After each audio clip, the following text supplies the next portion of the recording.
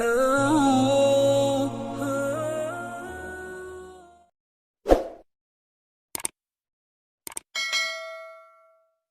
لوگوں کے ماں باپ ناراض ہیں اور وہ جا کے پیر صاحب کی خدمت کرتے ہیں اور میاں ماں کے قدم چومو، باپ کی ٹانگیں دباؤ، ان کی خدمت کرو، تمہارے پہلے مرشد وہ ہیں، ان کو راضی کرو، پھر کسی شیخ کامل کی صحبت میں آنا، دیکھو کیسے دل کی بند کھڑکیاں کھلتی ہیں۔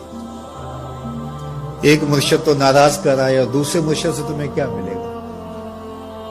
تو راستہ یہیں سے کھلے گا۔ والدین کو کبھی ناراض نہ کرو، والدین کو کبھی دکھ نہ دو، والدین کو کبھی تکلیف نہ پہنچاؤ، اور والدین کو بھی چاہیے کہ اپنی اولاد کو اپنا نافرمان نہ بنائے۔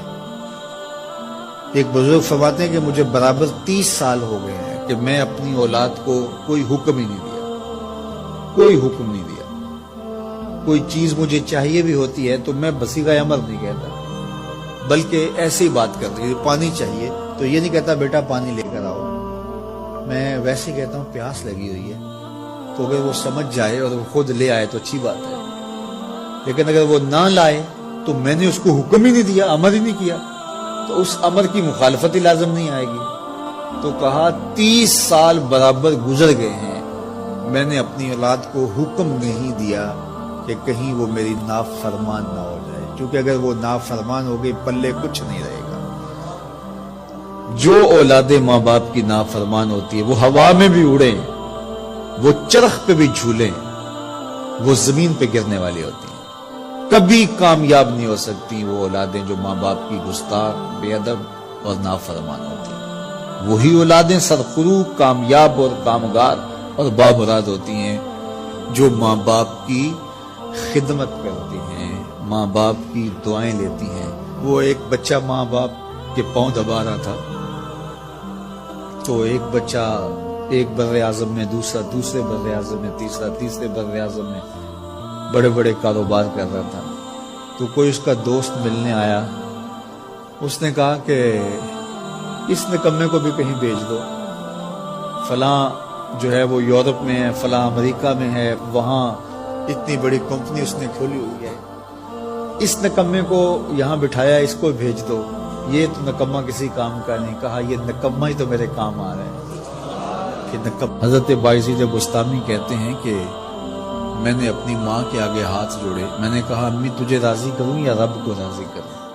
تو اپنے حق مجھے معاف کر دے، اللہ کو میں راضی کر لیتا ہوں۔ ماں نے کہا جاؤ پتر میں اجازت دیتی ہوں۔ گئے جنگلوں میں، ذکر و فکر میں لگے رہے، تنہائی میں اس کو یاد کرتے رہے، دن رات ذکر کے چراغ روشن رکھے۔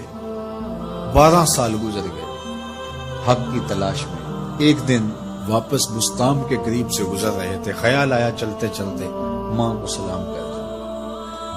دروازے کو دستک دینے لگے تو اس خیال نے ہاتھ روک لیا کہ ساری زندگی ماں کو سکھ تو دیا کوئی نہیں، اب دکھ بھی کیوں دینے لگے؟ رات کا ایک پہر بیت گیا ہے، سردیوں کی لمبی رات ہے، ماں بستر میں لیٹی ہوگی، تیرے لیے اٹھے گی، دروازہ کھولے گی، دروازے کے ساتھ ہی لگ کے بیٹھ گئی اور ساری رات کاٹ گئی، اس خیال سے کہ ماں کو تکلیف نہ ہو۔